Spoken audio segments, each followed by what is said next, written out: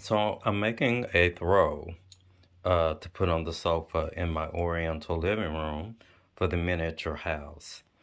What I do, I take my fabric scrap, I prepare the edges with fabric fusion. I glue after I fold my edges over to prepare the edges. And then I glue right in the crease, and then I iron it down. The heat from the iron helps to set the glue. That's what the front looks like.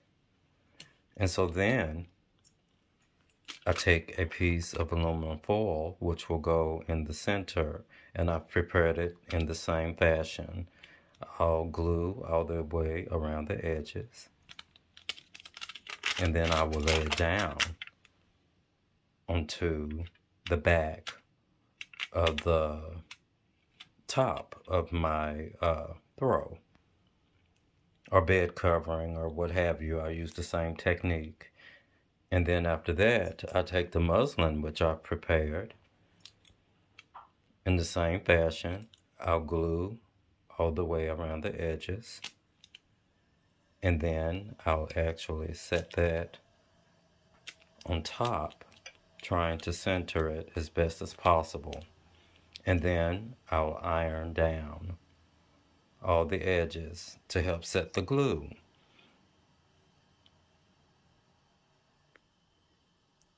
I really like working with this fabric fusion because it dries clear and it also keeps a certain flexibility that I like, which is really helpful when I'm setting the folds in my fabric.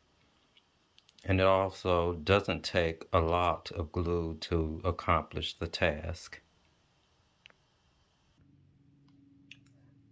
Now my iron, I actually like to have steam in my iron because I think that a little bit of moisture helps to kind of break the glue from being quite so stiff, because I want my folds to, of course, be very delicate. But you certainly don't have to set your iron on the steam setting, but I do find that it helps. And you see, I didn't press very long. And then I let this dry.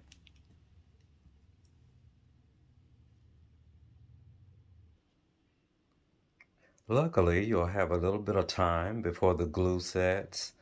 So what I'm trying to do, I want to make sure that I take my backing and I cover up the edge that was prepared prior for the top piece of fabric. So that way, if there are any loose strands, they'll be trapped between the backing and the top itself. So I just kind of will keep working with it until I get the desired result of coverage. And then I let it dry. I try to stay as neat as possible with my work, although it doesn't have to be perfect, and you're certainly not going to see the back, but I do try to keep it neat. Once dry, I then set the folds into my throw, trying to make them as realistic and as subtle as possible. And then I will place it on the sofa.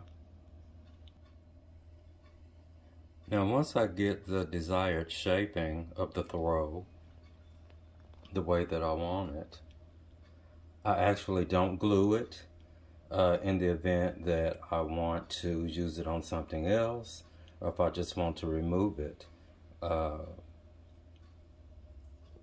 For instance, I can just take it off of here and see it holds the shape.